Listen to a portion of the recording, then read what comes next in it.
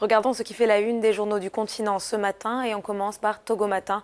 Le bi-hebdomadaire togolais consacre sa une au bilan de l'accord politique global appelé APG, constitué par une coalition de l'opposition.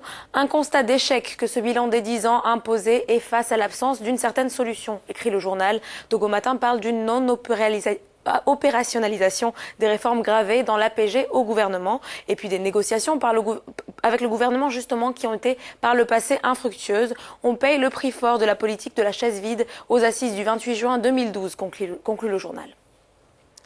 Rendons-nous en Algérie à présent, où le quotidien El Watan s'inquiète de la consommation importante de lait, du lait de tous les dangers dans le pays. Il faut savoir que l'Algérie a importé près de 17% de la production mondiale de poudre de lait, ce qui fait de l'Algérie l'un des plus grands consommateurs de lait, avec 4,5 milliards de litres annuellement selon le journal. Et puis de poursuivre que la consommation en soi n'est pas le problème. Le problème réside en fait dans la qualité du lait disponible pour les ménages. En effet, selon une étude des bureaux communaux d'hygiène, beaucoup d'anomalies sont relevées dans le lait transformé subventionnés par l'État. D'après le même document, les docteurs vétérinaires préconisent dans l'urgence d'adapter et de renforcer la réglementation régissant les crèmeries.